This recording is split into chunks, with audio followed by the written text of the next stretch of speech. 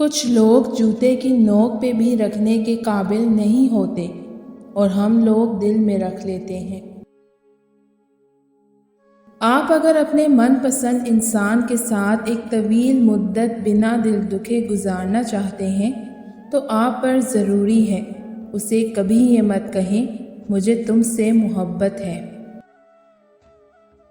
کوئی آپ کی پہلی ترجیح ہو لیکن آپ اس کی دوسری، تیسری یا چوتھی ترجیح ہیں تو پھر آپ کو چاہیے کہ آپ بھی اپنی ترجیحات کی لسٹ پر نظر ثانی کر لیں۔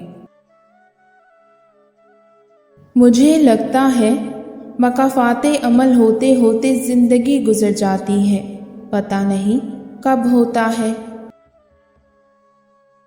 آپ کے جذبات کا وہ حصہ جس کو آپ چھپانے کی کوشش کرتے ہیں شاید وہی آپ کا اصل حصہ ہے۔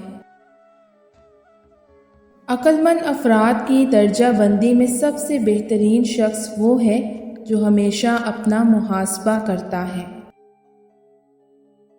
لوگوں کی تعریف و توصیف ہی آپ کی خوشیوں کا محور ہے تو مبارک ہو، آپ اپنا سکون گروی رکھ چکے ہیں۔ خالص تعلق وہی ہوتا ہے جو چھوڑ دینے کی 99% ٹھوس وجوہات کے باوجود 1% کمزور جواز پر بھی نبھایا جائے۔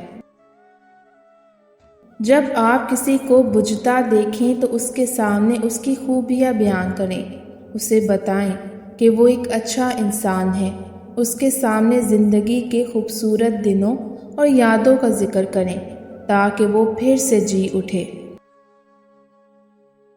اگر میں بہتر نہیں تو کیا ہوا، کم از کم میں منفرد ضرور ہوں۔ روسو۔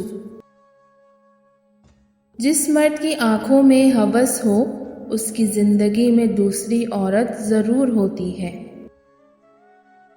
لڑکی جہیز میں تربیت لے کر آئے اور مرد حق مہر میں عزت دے تو بہترین گھر تشکیل پا سکتا ہے۔